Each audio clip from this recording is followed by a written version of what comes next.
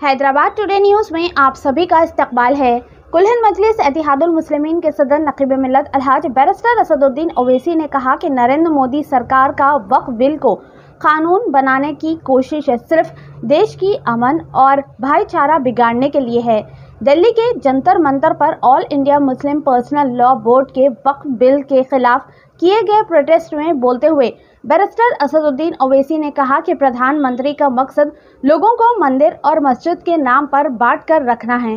उन्होंने दावा किया कि ये बिल वक्फ प्रॉपर्टीज़ को मजबूत देने या सुरक्षा करने के लिए नहीं बल्कि उन्हें खत्म करने के लिए बनाया गया है।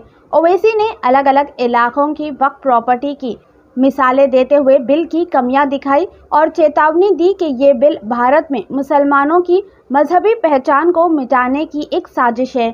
आइए देखते हैं ये रिपोर्ट। ऐसे ही अहम और ख़ास खबरों के लिए हैदराबाद टुडे न्यूज़ को लाइक करें, सब्सक्राइब करें, शेयर भी ज़रूर करें। और मंदिर के नाम पर आवाम हमेशा लड़ते रहे और उस बिल का मकसद ये नहीं है कि वक्फ की जायदादों को मजबूत किया जाए। आप खुद अंदाज़ा लगाइए कि हिंदू धर्म के एक बहुत बड़े ज्यूरिस्ट हैं BK मुखर्जी की किताब में लिखा गया कि हिंदू धर्म में बाय कस्टम बाय यूसेज वो मंदिर की जायदाद बन सकती है। तो नरेंद्र मोदी वक्फ बाय यूज़र को इस तरह से ख़त्म कर रहे हैं कि अगर कोई डिस्प्यूट होगा या गवर्नमेंट प्रॉपर्टी होगी तो वक्फ बाय यूज़र नहीं रहेगा। दिल्ली में 123 वक्फ की जायदादें हैं जिस पर मरकज़ी हुकूमत का कि ये गवर्नमेंट की प्रॉपर्टी है। कलेक्टर को इख्तियार देने का मतलब यही है कि कलेक्टर हुकूमत के हक़ में फ़ैसला देगा। जिस मस्जिद के इमाम हमारे भाई मरकज़ी हुकूमत कहती है कि वो गवर्नमेंट की प्रॉपर्टी है, अगर कल खुदा ना खास्ता ये क़ानून बनेगा तो कोई भी जाकर मरकज़ी हुकूमत की तरफ से, दिल्ली सरकार की तरफ से वहाँ पर एक नोटिस लगा देगा कि ये वक्फ की प्रॉपर्टी। हिबा को निकाल रहे हैं, ट्रांसफ़र ऑफ प्रॉपर्टी में हिबा है मगर कोई गिफ्ट नहीं कर सकता वक्फ की जायदाद को। नरेंद्र मोदी आजकल भारत के हमारे फजीलतुल शेख बने हुए हैं और ये बता रहे हैं कि अगर कोई मुसलमान होता है तो उसको 5 साल तक वो वक्फ को नहीं दे सकता है। ये कहाँ से इनको मालूम हुआ, कौन से फ़िक़्ह ये की किताब में लिखा गया? तो इनका मकसद एक ही है कि भारत के मुसलमानों से उनकी सियासी और मजहबी शनाख्त को छीन लिया जाए।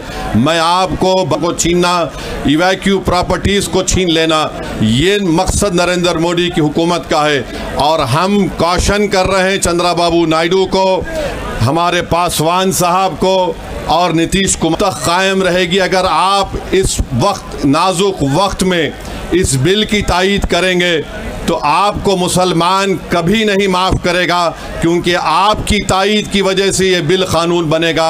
इसलिए हम उनसे भी कह रहे हैं कि आप इस गैर अनकॉन्स्टिट्यूशनल बिल की तायीद मत करिए। हमारा मुतालबा सिर्फ यही है, अगर हिंदू धर्म की प्रॉपर्टीज़ में, मंदिरों में, सिखों के गुरुद्वारा में कोई गैर सिख या गैर हिंदू मेंबर नहीं बन सकता तो मुसलमान के इस वक्फ में क्यों बन सकता है? तो ये तमाम चीज़ें हैं। हम उम्मीद करते हैं कि हुकूमत इसका नोटिस लेगी। अगर नरेंद्र मोदी इस मुल्क के अमन को ख़राब करना चाहते हैं, वो मस्जिदों और मंदिरों के झगड़ों में जारी होगी।